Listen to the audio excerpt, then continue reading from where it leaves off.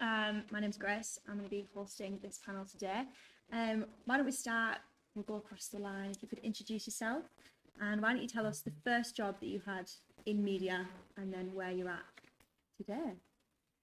So I'm Shirley Benson. I'm a producer, freelance producer and TV producer and event producer. I started out years ago on a daytime TV programme called Pebble Mill at One. It was kind of a celebrity chat show of its day. And I was just saying to Grace that I had lots of celebrities on that programme. Pretty much everybody who was anybody came and was on that programme. But the only person that I was really excited about, I was excited about lots of people, but the only person I actually had my photo taken with was actually Kermit the Frog. I cannot tell you the excitement I felt of having Kermit the Frog. And actually, even now, I'm still excited. I was excited just telling everybody. It's a good name drop. It was a good name drop. And it's just the highlight, one of the highlights of my career. And where are you at today? Sorry. So today I am a I'm a freelance event producer. So I do, I basically sort of curate events, largely to do with skills, talent management, new skills, really interested in kind of you guys really, kind of new people coming through, and so that you guys kind of know about the great careers and opportunities there are in broadcasting, basically. That's great. Good news for us. I'm Grace Mary. I am a journalism researcher at 5Live Sport / producer. I do a bit of both. The first job I had in the industry was I was a broadcast assistant at BBC Local Radio. So I was at Radio Merseyside and Radio Manchester. And then I've just kind of gone from that to network, really. So, sounds great.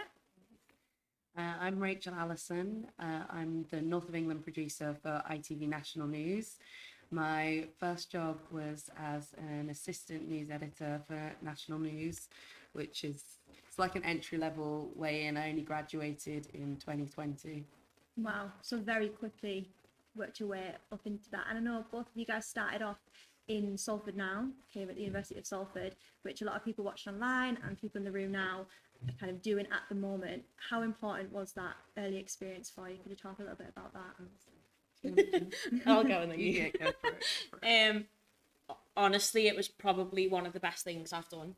Like, when you're in uni, so many people say to you, like, oh, do Quays, do Salford now, like, and you think to yourself, I've got no time because I'm so busy with uni. But actually, I'd say it was probably one of the best things I did, because it just gives you that, like, industry experience, so that when you're going for these jobs, you can say, well, actually, I've produced a radio show before, and I've produced a TV show before, and I've presented, and, you know, it adds so many more strings to your bow that actually on your course, you get your news days, and, you know, you do get the experiences, but I think that just elevates it further. Like, it just gives you that bit more to add to you, so that when you go for these positions, you can say, well, actually, I've done it.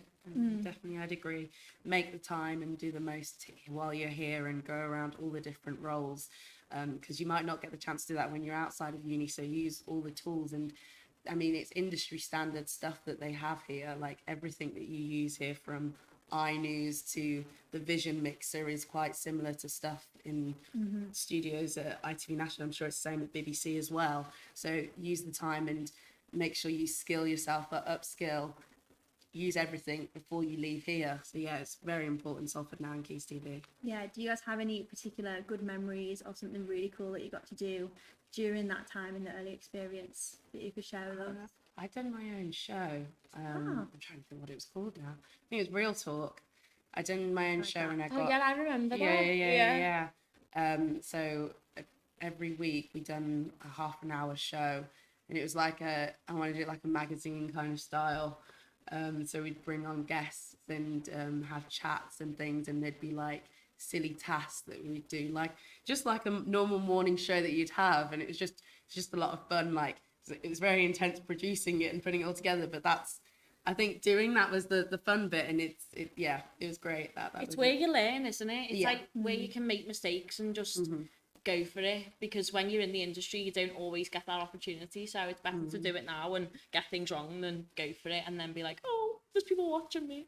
And I know, Shirley, you're quite passionate about helping people, like you said, getting those opportunities and looking out for the next generation and how they can get through. So would you just echo what they said of you know, that early experience is really important. Oh, absolutely. I would say, you know, really echo what you've said, is that any opportunity you've got to try stuff out.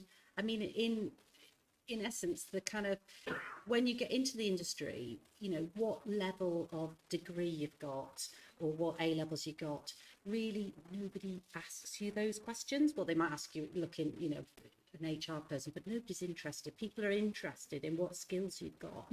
They're interested in what experience you've got. Have you done this? Do you know what you're talking about?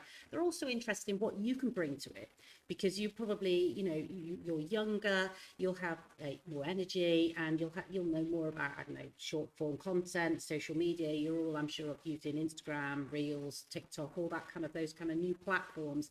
So they'll be really excited about that. But they're not really necessarily so interested in the sort of level of your degree or whatever. It's all about the experience. So whatever experience, whatever opportunities you can get, you know, if they're given to you here at university, you should absolutely do them. Amazing. And like you said, you know, making mistakes early on, taking these opportunities is the best way to do it. You can make a mistake in, you know, a university, sure, and the fallout isn't, you know, that big compared to once you get into those higher level jobs. But, you know, for some people, making a mistake, it can, you know, it crushes your spirit a little bit, knocks your confidence. So what would your advice be for kind of getting over that hump and dealing with moving on from any mistakes? Just got to have fun. You know, you're doing stuff it's about exploring and trying different things. This is going to be the chance that you're going to get to try stuff out. So have fun with it, enjoy it. And if you make a mistake, it's not the end of the world. It's not live TV. You're not going to fall off air. You know, there's not going to be any, or if you do, it's kind of like, yeah, you'll be fine. You know, obviously there's higher stakes if you're actually doing something on a national broadcaster. But here you can, you know, you can try different stuff out. Obviously, it is about, you do want to obviously deliver. You don't really want to make a mistake. But if you do, it's fine. You know, you can just go to bed, you'll be fine, get up the next day, try again. It'll be okay.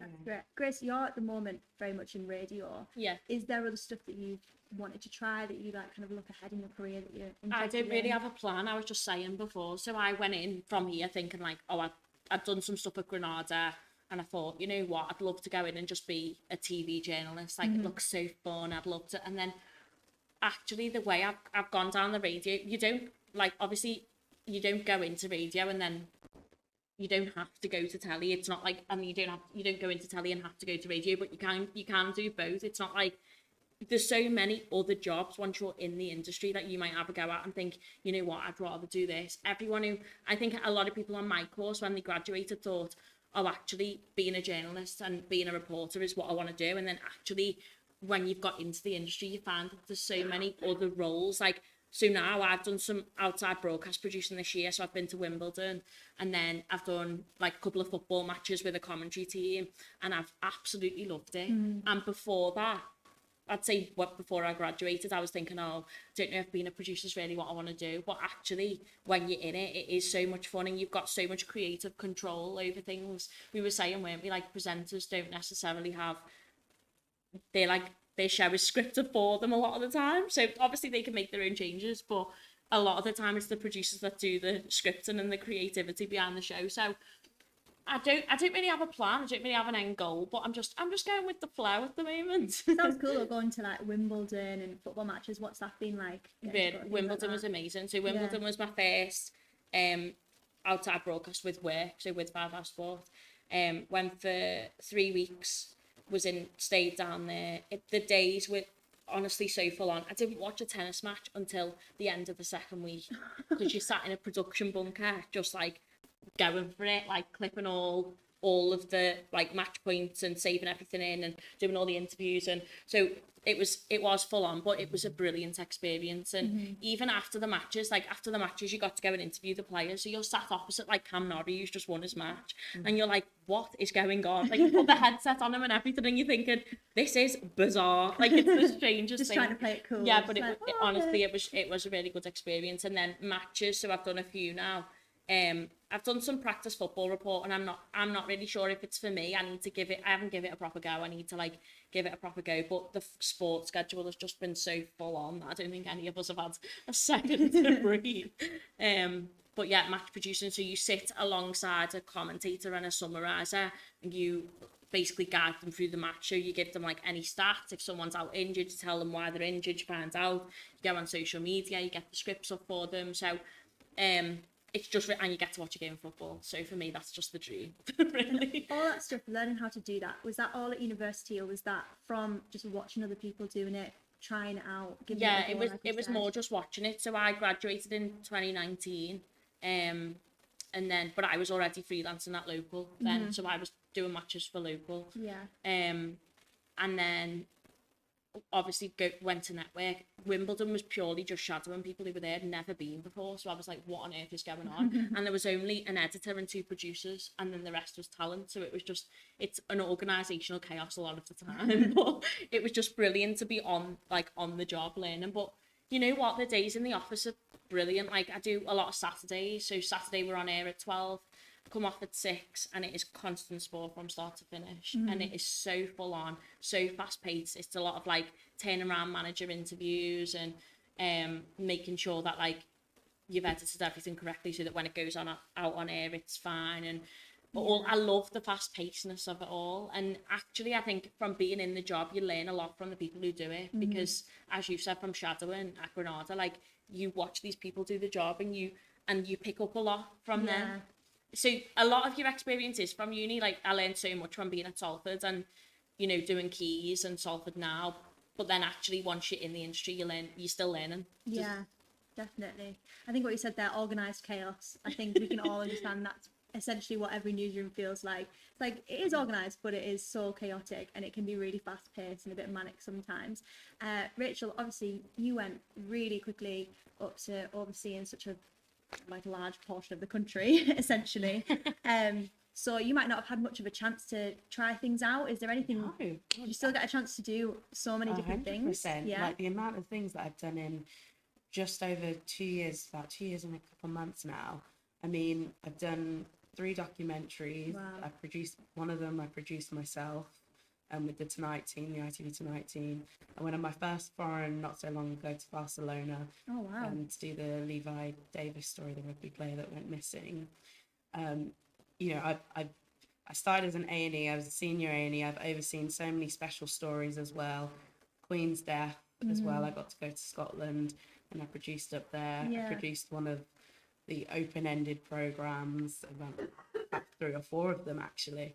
So it's constant. You're still there's still so much I want to do as well. So it is constant.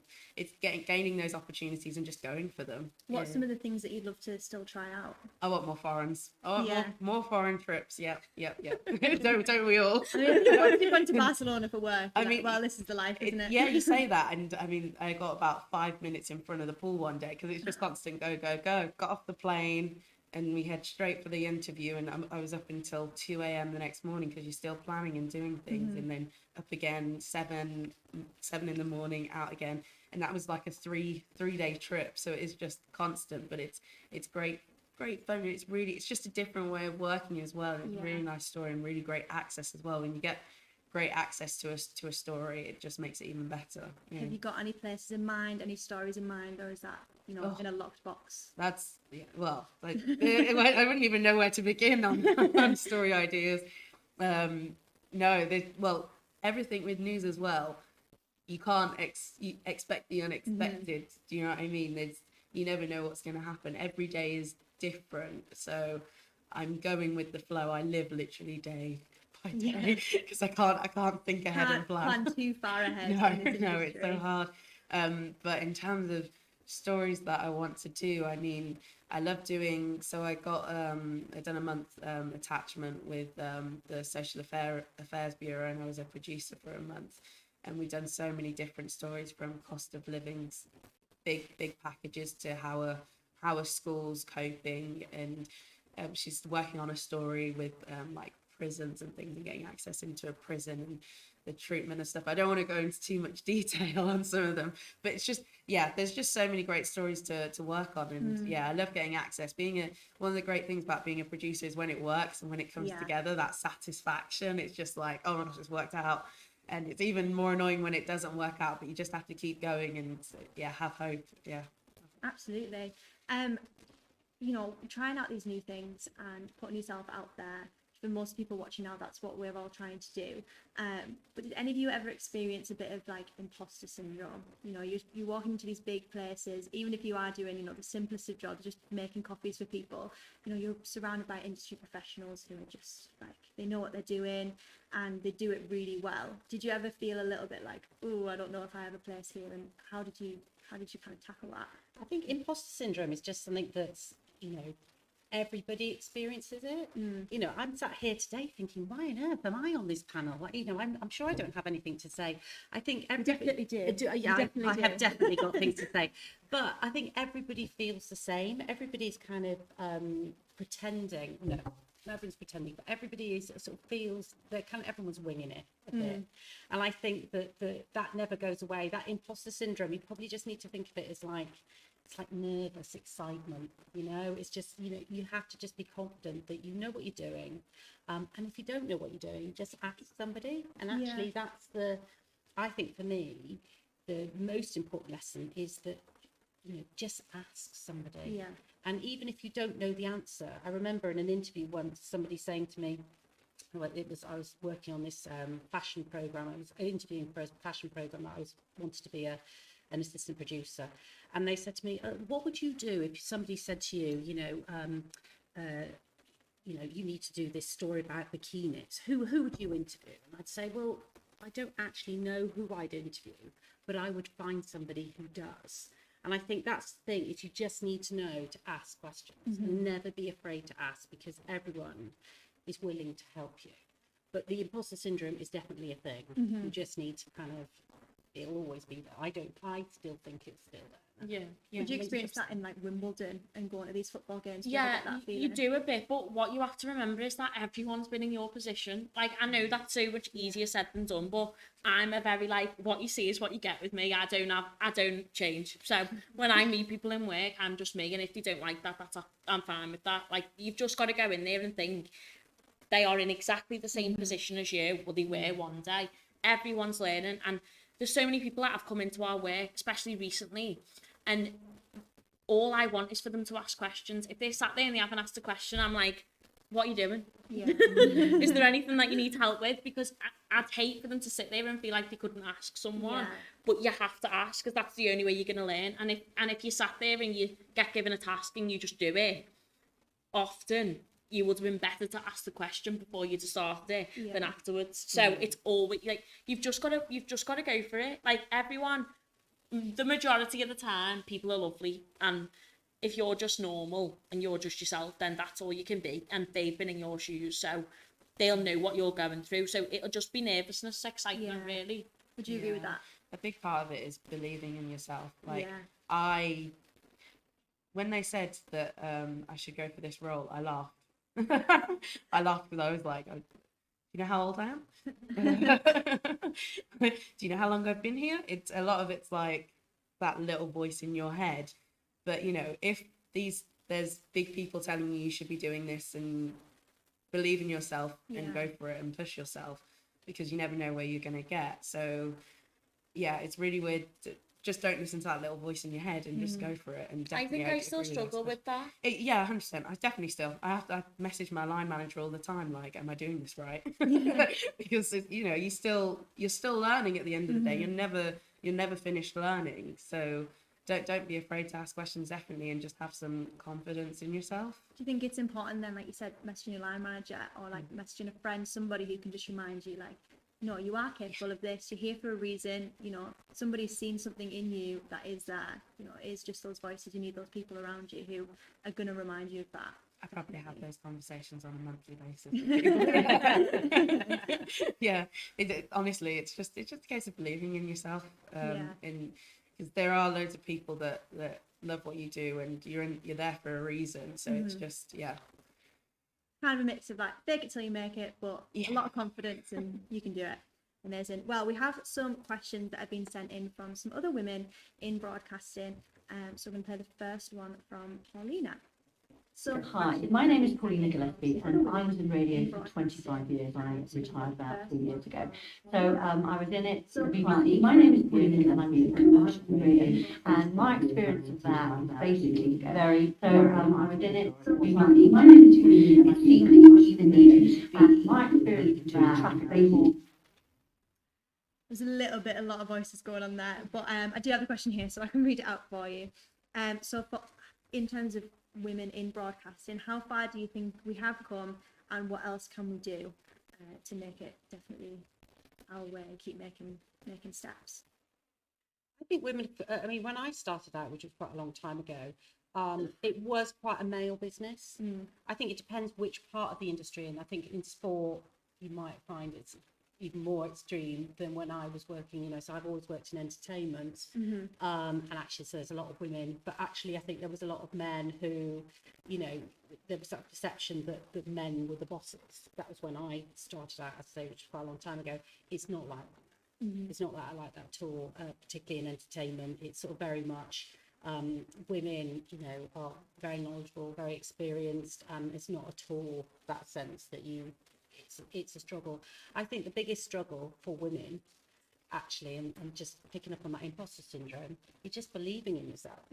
And I think women have come a long way in terms of, you know, we are a lot more confident now. We do believe in ourselves. I think just sometimes there's that innate confidence from men that they're probably blagging it a lot more, whereas women tend to have to check. You know, I mean, I'm making a massive generalisation here, but I think women are more likely to just check.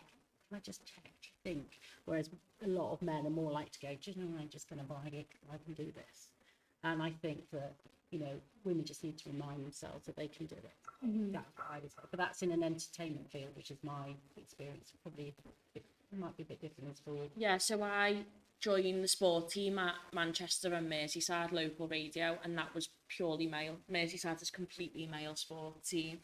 And it's hard, like, I loved it, and I'm not really bothered what people think of me, so that doesn't affect me, that it's purely male. But the one thing I would say is, I find I've got this thing in the back of my mind that I try and prove myself, because I know that because you're a woman, they automatically think you know less about sport than them.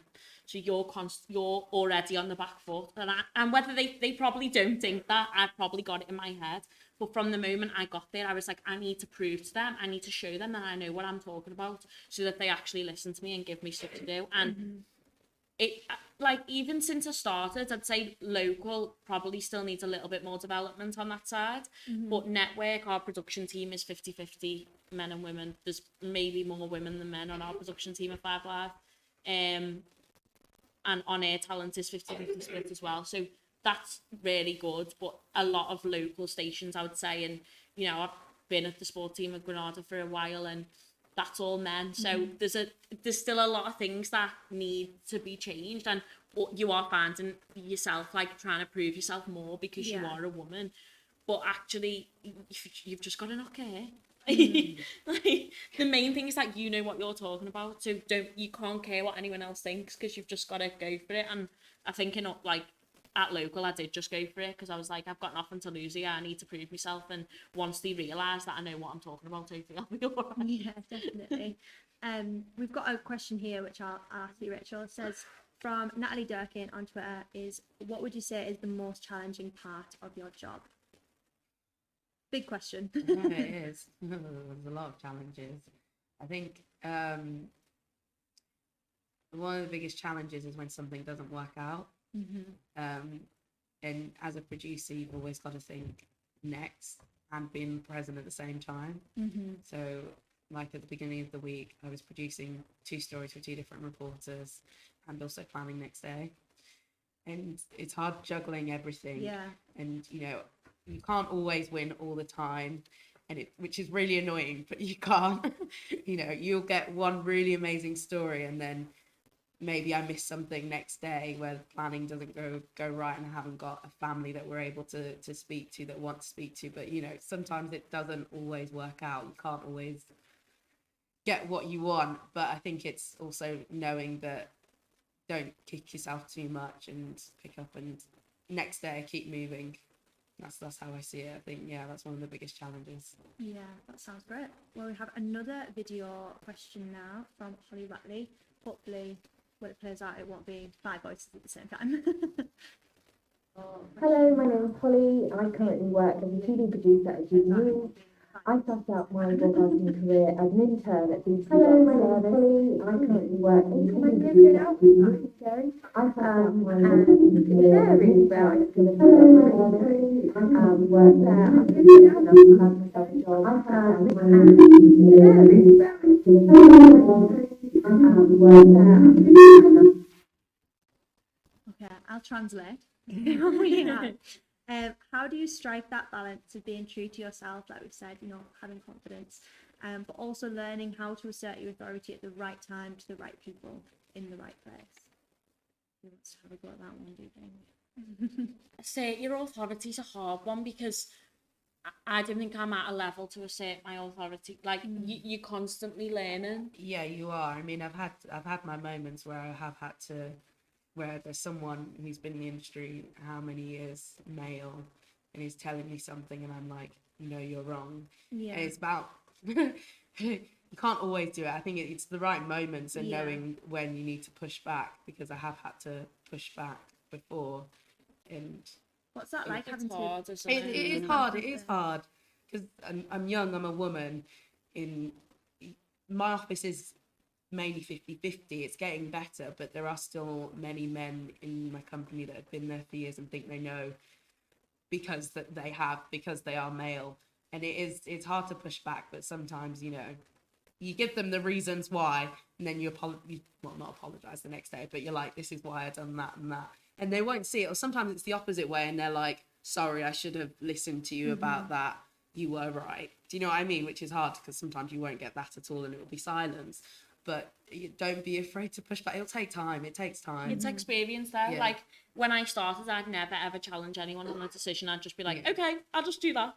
But then you get to a point where you think, well, actually, it's better if it's done like this, or and you just know. You just get to a point where I think you just know how to, and it depends on who the person is as well. Yeah. What about you, Sharon? I think there's nothing worse than sitting quietly, seething, about something, and and just feeling like the world's really unfair and all the rest of it. That's a really horrible thing to feel. It's better to kind of just make your point and at least feel like, do you know what? If they decide that they don't want to listen to you and they don't want to, take on board what you've got to say, then there's actually their decision, and quite often you are dealing with people who are more experienced for whatever reason, and they think they might know, and actually you might think and they might know more than you for some reason. You don't know what the situation is, but sometimes you just got to suck it up, I think. And I've definitely had situations, even just recently, where I've been on Zoom calls or whatever, and I absolutely can't wear, I would say. Have you guys found that as you start in the industries? Yeah, I think my biggest champions are the people that hired me a lot of the time, or there's loads of mentoring groups. Sign up to different mentoring groups for different reasons. There's ones like just for women, and I had a mentor that was in the BBC once. It doesn't have to be in the same company. It's not like you're sharing, swapping secrets or anything. It's more a chance to bounce. A relief, actually, sometimes, because they don't know the people that work there, so you can chat different things and how would they do something in the situation that you're in. So you do pick up people along the way, but I'd say my biggest champions are the people that hired you. Don't be afraid to chat to those people, even if they are big editors and they were once in your position. Yeah, that sounds great. Well, we have another question. It's been tweeted from @JessicaJournal. We've kind of talked about this a little bit. Maybe Shirley, I'll ask you, have you faced any problems being a woman in a male-dominated industry? Could you maybe think of like an example of a time?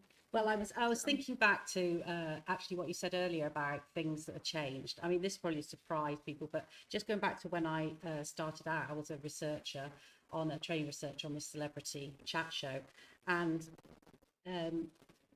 this is what it was like now. You wouldn't get this today.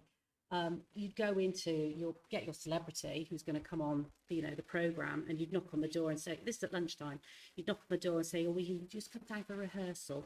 And they say, yes, come in. And the number of times I go in, and it'd be a male celebrity, and they'd be taking their trousers off, and they'd be kind of like getting changed, and they'd want to happily have that conversation with you with no trousers on.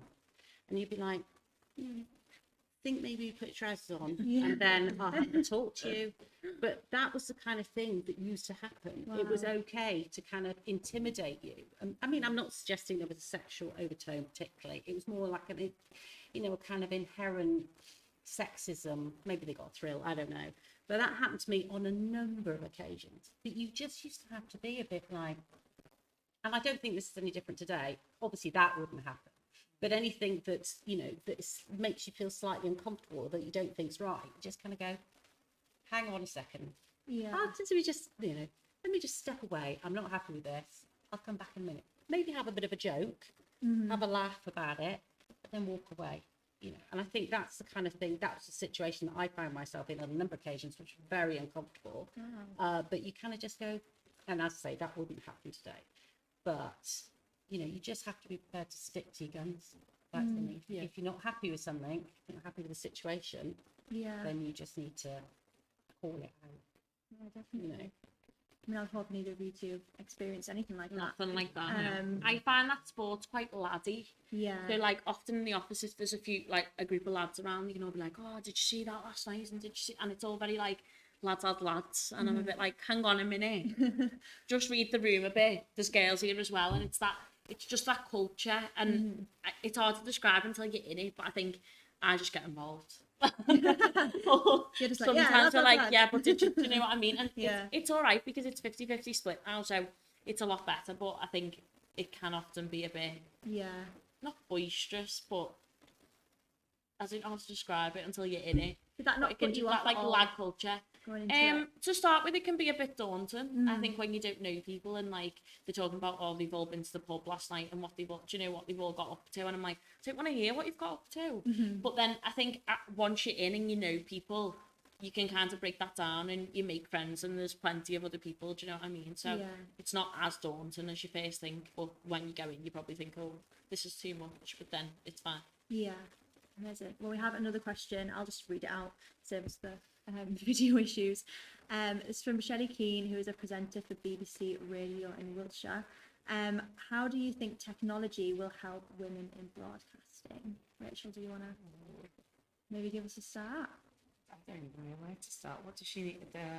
How do you think technology will help? So, I mean, I don't know the context of the question, but I'm guessing, you know, for example, in some of the foreign work that you're doing in other countries, how does that kind of just help it? I mean, in terms of technology that we use, I'm not a very techie person, but we do hire camera women. We've got call them camera people now. But yeah, there's more of an emergent of camera women that we do hire as well. So it doesn't stop there. But I don't deal with the tech side that much, so I don't know. I'm thinking in terms of tech, like you could take this either way, but obviously social media's come from the rise of tech, really, like your smartphone usage and all of that, and obviously that can raise profiles for people, and it helps you communicate with more listeners, more viewers, get your stories across. All of this, you can get better interaction, which I think is really important. We use, like, people have tweeted in, and it's not specific to women, but people who've tweeted the show, so some people will probably feel better tweeting a show than ringing in and being like, hi, especially if you're a woman talking about sport. Often you might not feel comfortable to ring in and discuss it. Now I think that's improved greatly, you know, due to the women's Euros and everything. It's women's sport's massive now, and no one can underestimate it, so hopefully people will feel comfortable now. But I think people who in the past might not have felt comfortable to pick up a phone and ring in and be like, oh, I think this about Jack Grealish, or, you know, now can just tweet and be like, and tweet the show and feel like, oh, actually, it's fine because there's so many other people doing the same thing. So I think it's made it better in terms of like getting listeners and viewers involved. But then obviously that can come with negative connotations as well. So like you can put yourself out there on social media and people can come back and say things like I've done a couple of podcasts for the Anfield Rap. And when I first went there, that again is quite male dominated, and I felt like I couldn't say what I thought, even though I've had a season ticket since I was 8. I've got the same right that everyone else on that table has. Again, it was a case of me trying to prove myself, but like they put their videos on social media and they put it on YouTube, and I will read the comments to see what people have said, because I know that there will be one person on there that thinks someone might say something really nice like, oh, Grace made a great point about whoever, but then there's always going to be, so I think tech can impact you in negative ways as well, like you're putting yourself out there, but it can often, you can get negative remarks as well.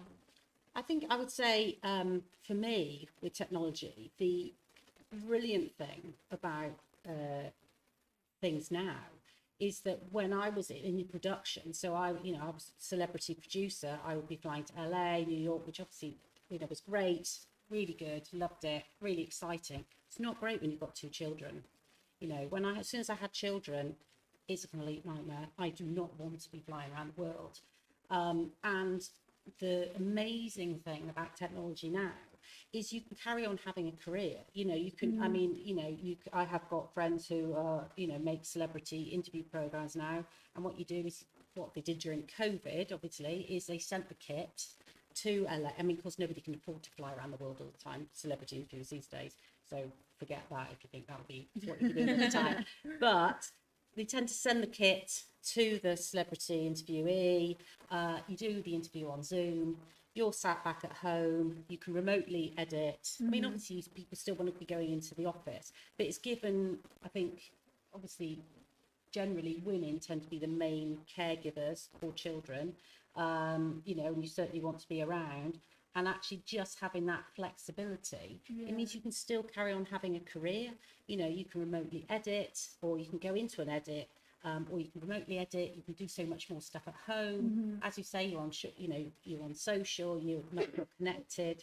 And I think all of that innovation means that the kind of career opportunities for women are, and the longevity of that career is massive. It's obviously not something really that you're particularly thinking about because you're at the early stages of your career, but that was something that did impact it a lot, I would say. Yeah, it's a really great point. I think now we're going to take some time to see if anybody has any questions they'd like to ask. Sophie's got the magic mic there. Hi, I am a 3rd year broadcast journalism student, as many of the people here all are as well. And I was just wondering if any of you had sort of a pivotal moment when something clicked, because I took a year out on placement and something kind of shifted in my head, like how I approached my work and how I approached journalism, and it just kind of made sense. And I was just wondering if any of you had that moment in the media where it clicked and it kind of made sense, or completely shoot me down if you are still figuring it out, because I'm sure many of us I still question myself on a daily basis. But yeah, if you have like a moment where it kind of shifted for you. I think several moments. I think it still happens when it clicks. I think it's experience. It's just doing the different jobs that you do, and it will just click. And some days you'll have your days where you don't know, and some days it's like everything's going great. I think it's been like a few months into each different job that I've done, probably, where I've had different moments of, oh, this is it, oh, this is going great. Get into that rhythm of like, oh, okay, I know what I'm doing here. Yeah, exactly. And if you don't have it now, then don't worry, it will click. You'll know what you want to do when you know. Do you know what I mean? Everything align, the world will align for you.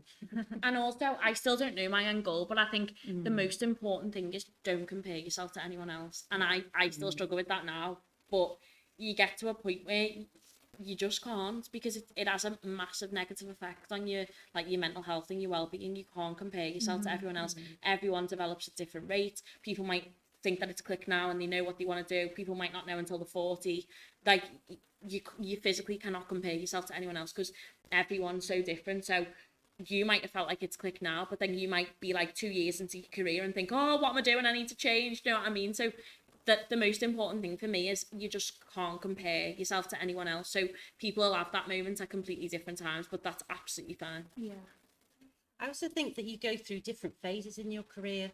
you know, it's not just one, you know, it's not, the aim is not just to get to this one place. There's lots of different points in your career where it will click, you know, and you'll sort of reach that point. So I was a researcher, and I was an assistant producer, and I was a director, and I worked on entertainment programs. I worked on all kinds of different TV programs, and there was always a point where I just went, do you know what, I've had enough of this. This is not working out for me right now. I'm really unhappy, or, you know, I just felt dissatisfied for some reason.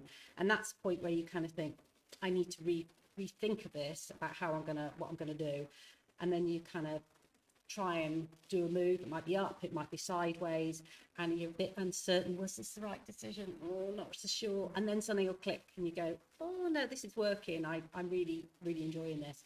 And then you'll kind of have a period of time and you'll be a bit dissatisfied, not happy, and you know what I mean? And it's like, have these different phases where things click, but actually everything informs everything else as well. So all that stuff that you did back here will have an effect, and, you know, with the experience and knowledge and people that will work here.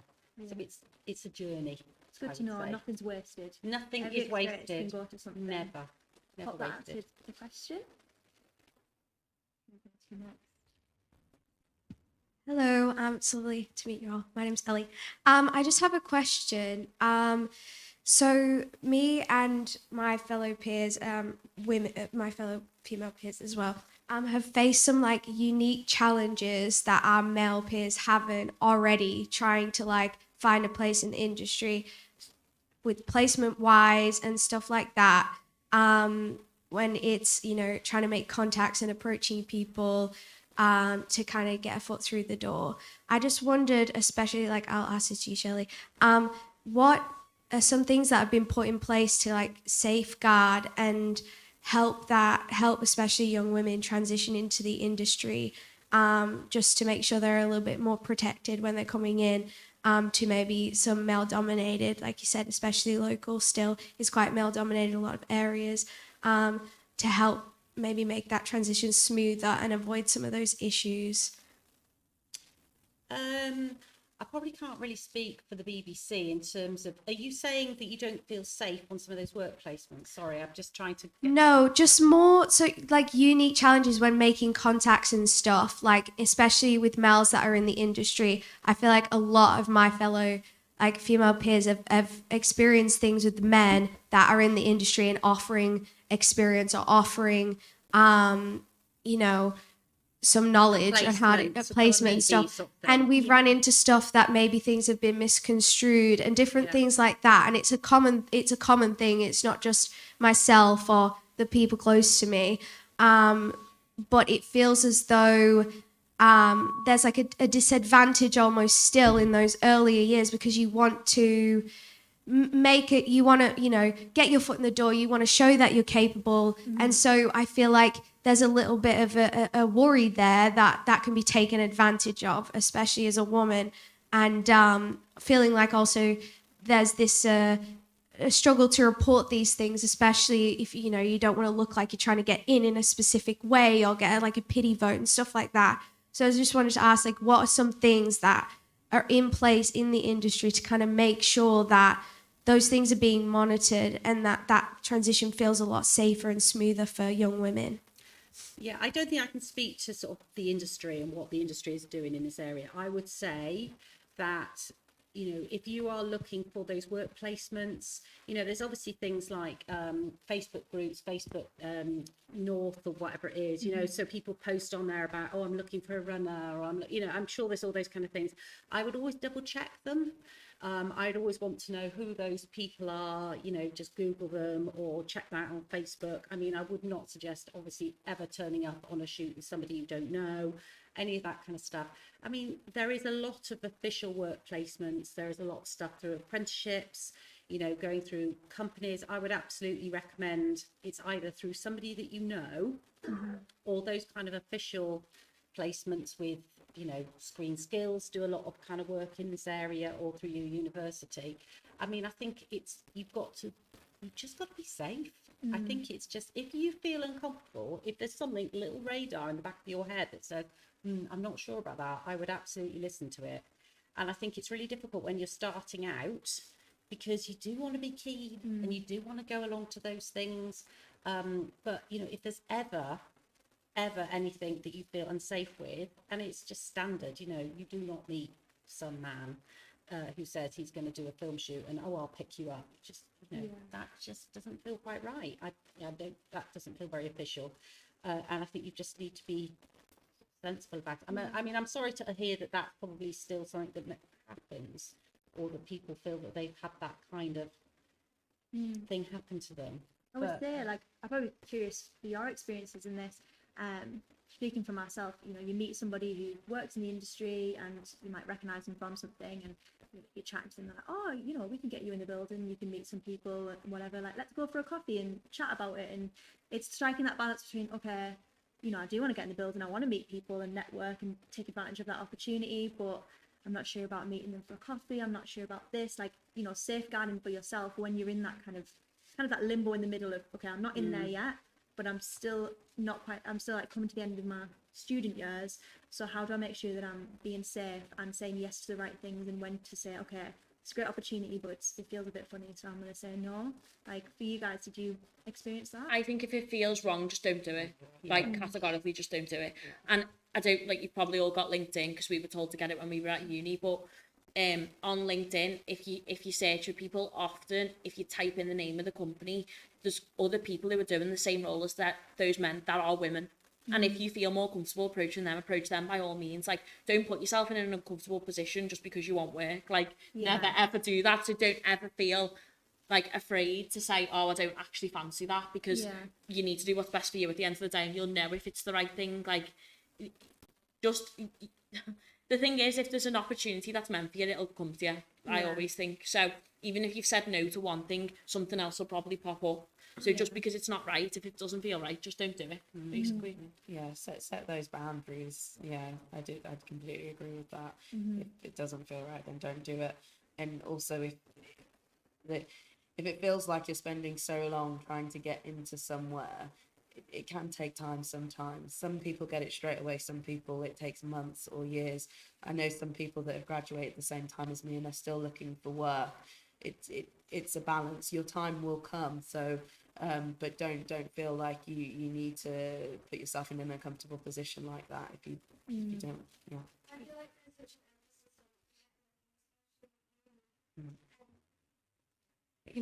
I feel like there's such a pressure to network, especially at uni, and that's what your lecturers are telling you to do, is get those contacts, make those connections. But I feel like it sometimes can't be it's not recognized that for women and men that can look very different, and those situations can come with extremely like different challenges.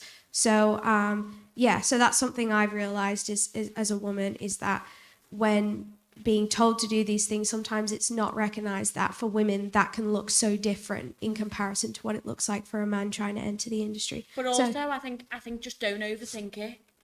Like, if you want to approach someone, and if they come back to you with if they don't reply, they don't come back to you, they come back to you with a weird response, and you think this isn't right, then just leave it there. You've not lost anything. At the end of the day, no one's going to think anything differently of you because you've approached someone. Like, you've just got to give it a go. Yeah, I appreciate your answers. Also, networking doesn't mean going for a beer with somebody. I would not. You know, if somebody wanted to, I have people message me on LinkedIn all the time for when I've done sort of different things like this, you know, and they might message me and ask me my opinion on something, and I'll just reply, that's fine. I'm not going to suggest I go for a beer with them. Do you know what I mean? It's kind of like, that is not the kind of acceptable behaviour. So if something doesn't feel right, it's not right. Do you know what I mean? Appreciate it. Thank you. I love what you said there, Rachel. Like, you know, putting those boundaries. You know, don't compromise what feels comfortable for, you know, getting a chance to get into a building or a chance to meet some people. It's like you said, what is meant for you will find you. And if you're hardworking and you put yourself out there and trying to meet people, eventually you'll meet the right person who is going to give you the right opportunity. So that was really great. Thank you for that. Any more questions? One. Oh no. Hi, I'm Hadassah. I'm a third year journalism student. And I think for me right now, my main concern is that, you know, the clock's kind of ticking, things are coming to an end. And I think what you were saying earlier about my peers are doing so much and I really don't feel like I've done that much. And as well as that, like applying for things and like graduating, I don't really know when I'm supposed to start applying for jobs. I don't know if, you know, putting feelers out now is too early, or I don't know if I'm like a year behind. And I kind of just wanted to know, like, if you guys have any advice for, you know, this part of my life is coming to a close. How do I start to prepare for my next steps, and what should I be doing to kind of get myself out there and you know, have myself be known, basically. Are you graduating this year? So June, whenever? Yeah. I would definitely say you need to be looking around for what your next step is now. And there's, I mean, I'm sorry, just speaking from a BBC perspective, I know that there's boatloads of apprenticeships and different schemes for different things, which are, depending on what you're interested in, are certainly out there, and they'd be advertising them from probably around now to early January, and they'd be looking for those people to start around September. So I would be looking on things like BBC Careers Hub. I'll be on BBC Get In, Twitter. I would absolutely be looking at what kind of schemes and opportunities there are. Also, I'm presuming you're probably all on something like Screen Skills. You're signed up, registered to them. They obviously flag up lots of different schemes and opportunities that are coming up. I would, you know, and I'm sure ITV and places like that will be the same in terms of different schemes and opportunities. I think Sharp Futures also are another Manchester-based company that does lots of stuff. Channel 4 are massive. Channel 4 obviously based in Leeds. They have huge amounts of schemes and projects that they're running all the time. A lot of stuff is done through Sharp Futures, I know, in Manchester for the Leeds hub. And that is all, I mean, I can only really talk to kind of entertainment-y stuff as opposed to news or sport. But I would definitely be looking now, and those schemes are being flagged now. So it's about, if that's your way in, I would certainly be looking at some of those opportunities. Yeah, start now if you haven't. And journey doesn't end when uni ends. You can still be looking. Keep looking. Like you said, our for ITV News, January and February is usually the time that the traineeships and apprenticeships start for September. And also work experience as well. If you haven't got any, get some. Keep searching for some, and don't just do that bit of work experience. Take those contacts, use those contacts, go back to them in months. Is there something coming up? Can I help with that event? Oh, that big piece of news has happened. Can I be a runner on that? Keep in contact with people, because you may be just doing work experience now, but that could land you a job. So keep in contact with those people and use them. There's some like runners groups on Facebook and stuff, just join them. And then, but the other thing is, don't panic if something doesn't come up straight away. Like some people that who graduated when I graduated, which was 2019, are still looking now. Like they're doing other jobs and they're just getting a bit of experience here and there to try and get themselves in. Don't panic if you can't find something straight away, because often people don't. It's like, that's just the way it is. And I think there's so much pressure on you, like when you graduate, you have to be working in the industry and you have to find something, and it doesn't always work like that. Like, just make the contacts and have conversations with people, and then you literally might get on the tram and meet someone who work, like, do you know what I mean? It's funny how the world works, but just don't panic if you don't get something straight away. Have a look around, go on Twitter. I follow a man on Twitter who does sports jobs, so if anyone wants us, just message me and I'll give you the I can't think of it off the top of my head, but I'll give you the there's loads. So just keep looking around, and go on LinkedIn do jobs. If you search for the relevant things, there'll be stuff on there. Honestly, you might not get anything straight away, but it's just worth keeping looking, because something will come up. Do you have any advice for, shaking off that rejection when you don't get something? A lot of us have experienced it this year with placements. All of our class are applying for the same thing, and you don't get it, and you think, I'm never going to be a journalist, I'm doomed forever. How do you, shake that off and just keep going, keep applying without losing the confidence? Don't put all your eggs in one basket. Just literally, obviously don't be applying for anything, unless you are interested in everything. You've obviously got to be quite focused, and you also want a totally different application form or cover letter for all those different jobs. If you are going to apply for everything, don't repeat, because it will just look bland. But I would absolutely say, don't put all your eggs in one basket. Have lots of things on the go, and also don't overthink it. you know, for me, it's about getting into the industry. When I started out, it was, I actually didn't really care what the job was. I kind of just wanted to get my foot in the door, because actually, you know, I think I've met lots of people over the years who are kind of like, yeah, but I'm still waiting. I'm only getting interested in this certain kind of role. And actually, I was speaking to somebody recently, she had a PhD in something or other, masters and PhD in whatever, she's done loads, but she was working as a COVID marshal on, she got a job as COVID marshal on Waterloo Road, and she's loved it, absolutely loved it. And now, because she got in as COVID marshal, she spent all that time chatting to, like, she wanted to get into film, you know, filmmaking. She spent all that time speaking to all the crew. She now has a boatload of contacts. She now knows actually she wants to work in script development, which she didn't know she wanted to do before.